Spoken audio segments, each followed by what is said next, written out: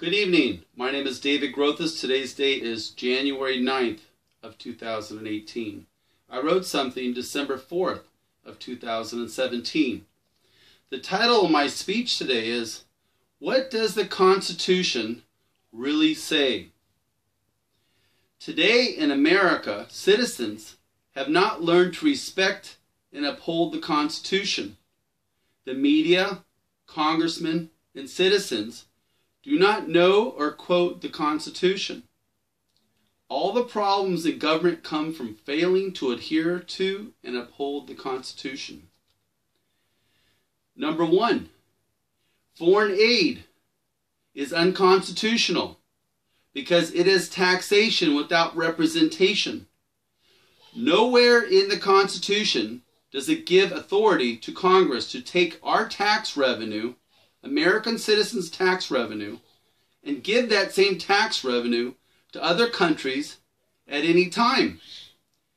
When will this theft of American taxpayers' dollars end? Number two, supporting Planned Parenthood with tax dollars. This is unconstitutional because it is taxation without representation. Since when do you collect taxes from 300 million Americans and support a small number of people to have abortions? This is unconstitutional and taxation without representation. Plus, this organization violates natural law and nature's God. Number one, by not holding the man responsible for his fatherly duties. Number two, killing a baby with a heartbeat that violates one of the 10 Commandments. Number three, foreign wars. George Washington said, stay out of foreign entanglements. War must be declared by the President and voted on by Congress with a 2/3 vote before men and women are sent to war. Number four, same-gender marriage. This is unconstitutional because it violates natural law and nature's God. Nothing could be legal which violates natural law. And God, believe it or not, rewarded Sodom and Gomorrah with fire and brimstone for this one violation. Number five, DACA is unconstitutional because it violates the 14th Amendment. The children born to foreign parents are under the same jurisdiction of the parent's home country. Every child born in the United States must have two parents who are citizens to become a citizen. And also DACA is unconstitutional because the President does not have authority to make laws regarding immigration and naturalization. That authority only goes to Congress.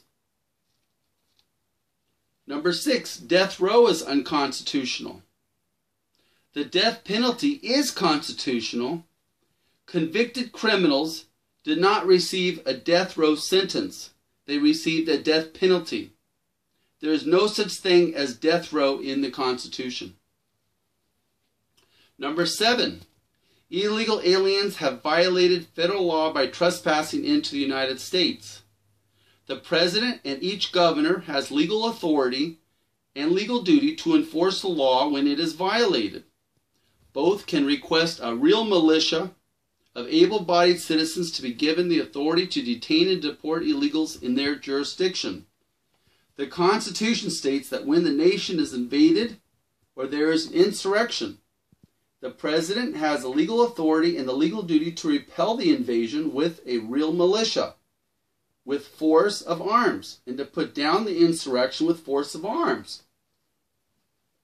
Any government employee who fails his legal duty to enforce the law will be removed from his job for neglect of his legal duty, his dereliction of his legal duty, and his breach of a legal duty. He failed to uphold his oath of office. I'm talking about the governor of California, the governor of New York, and other governors who represent their states, who have sanctuaried illegal people in their jurisdiction. Number one, did they harbor illegals? did they allow illegal individuals to remain in their jurisdiction? Number 2, did they aid and abet illegal activity in their jurisdiction? Number 3, was each of these individuals, were they accessories after the fact of the crime of trespassing? So I'm talking about 10 million illegal aliens trespassing across our border into specific states such as California and New York. And these governors are protecting these individuals from detention and deportation. Now, is that an accessory after the fact of the crime of trespassing? That's an honest question you must ask yourselves, ask the police, and ask the governors themselves.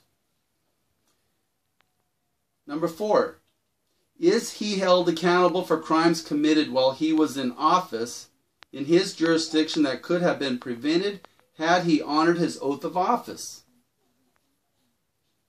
Every crime committed in the state of California or in New York or anywhere in the continental United States, someone is in leadership in that state. Now, if he's not making his best effort to detain and deport illegals in that state, don't you think he's responsible for the crimes that are committed against innocent civilians and citizens in that state, in Texas, in California, in New York? Sanctuary cities and states are unconstitutional. The Constitution states that only Congress has authority concerning immigration and naturalization, not state assemblies or governors or mayors. The crime would be called insurrection. That's right, insurrection of the Constitution. They are not promoting the general welfare of law-abiding citizens by not enforcing a known law. The known law is the fact that these individuals have broken federal law by crossing our borders, and they don't detain these people that cross the borders. How do you figure? They collect money from taxpayers and get a paycheck to do a job, to obey the Constitution, to uphold their oath of office. How is it possible that they're not protecting the rights of citizens who pay taxes to these individuals? How can they protect non-citizens at the same time as they're protecting citizens? That's an honest question for you to ask yourselves. Are they securing the common defense by letting illegal aliens roam in the communities? Just today in California, 325 car accidents in Los Angeles County alone. How many of those car accidents on January 9, 2018 were caused by illegal aliens? Look up the statistics tomorrow, or when you hear this speech. Look up the statistics in Los Angeles County, 325 car accidents. How many of those were caused by illegal aliens in Los Angeles County, January 9, 2018? Are these governors in California and New York, are they providing domestic tranquility to law-abiding citizens by not enforcing a known law? They are undermining community safety and security by not enforcing a known law. Period.